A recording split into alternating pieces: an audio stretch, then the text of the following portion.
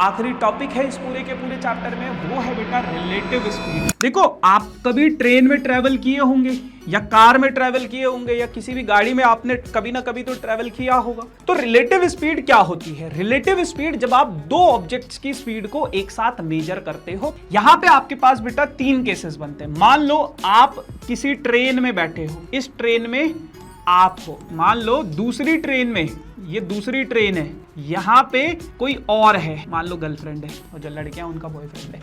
अगर बेटा आप दोनों की ट्रेन सेम डायरेक्शन में जा रही है, अगर बेटा आप दोनों की ट्रेन सेम डायरेक्शन में जा रही है, आपकी ट्रेन की स्पीड है x किलोमीटर पर आवर, इसकी स्पीड है बेटा y किलोमीटर पर आवर। अगर आपकी दोनों की ट्रेन सेम डायरेक्शन में जा रही है तो इसकी जो रिलेटिव स्पीड होगी, रिलेटिव स्पीड का मतलब क्या है? बाहर से अगर कोई देख रहा है, हालांकि ये चीज फिजिक्स में पढ़ते हैं हम लोग, बट आपको इतना नहीं पढ़ना है कि रिलेटिव स्पीड एक्चुअल में होता क्या है। इवन आप विदाउट यूजिंग रिलेटिव स्पीड के कॉन्सेप्ट को बिना यूज किए हुए भी क्वेश्चंस को सॉल्व कर सकते। बस जहां पे दो ट्रेन्स आपस में एक दूसरे को क्रॉस कर रही होंगी, एक प्लेटफॉर्म को क्रॉस कर रही होंगी, वहां पे रिलेटिव स्पीड का कॉन्सेप्ट आता है।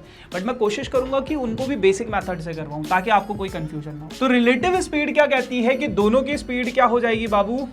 सेम डायरेक्शन में जा रहे तो दोनों की स्पीड क्या हो जाएगी? माइनस। जब आप ट्रेन के अंदर बैठे हो और आप देख रहे हो, आप और आपकी ट्रेन और ये वाली दोनों की दोनों ट्रेन सेम डायरेक्शन में जा रही है, और आप इस ट्रेन के अंदर बैठे हो, दूसरा जो आपका दोस्त है इस ट्रेन के अंदर बैठा हुआ है, दोनों ने एक दूसरे को क्रॉस किया, तो कितनी स्पीड से क्रॉस करोगे? आपकी train x kilometre per hour से चल रही है, इसकी train y kilometre per hour से चल रही है, तो कितनी स्पीड से इसको क्रॉस किया वो हो जाता है आपके पास। जब आप सेम डायरेक्शन में जाते हो तो इन दोनों की स्पीड क्या हो जाती है? माइनस हो जाती है। दूसरा केस क्या है? दूसरा केस कहता है बेटा अगर आपकी ट्रेन ये है और ये आपके दोस्त की ट्रेन है, दोनों ऑपोजिट डायरेक्शन में जा रहे हैं, तो आपकी ट्रेन आपके दोस्त की ट्रेन को, आपकी ट्रेन की जो स्पीड है मान लो वो है x किलोमीटर पर आवर, और आपके दोस्त की जो ट्रेन है उसकी स्पीड है मान लो y किलोमीटर पर आवर। अच्छा, यहाँ पे x की जो स्पीड है वो y से ज्यादा है। अब मान लो अगर ऑपोजिट डायरेक्शन में जा रहे हो तो आपकी ट्रेन आपके दोस्त की ट्रेन को किस स्पीड से क्रॉस करेगी? वो हो जाएगी बेटा इनका सम। अगर ऑपोजिट डायरेक्शन में है तो सम हो जाता है, सेम डायरेक्शन में है तो स्पीड का क्या हो जाता है? डिफरेंस हो जाता है।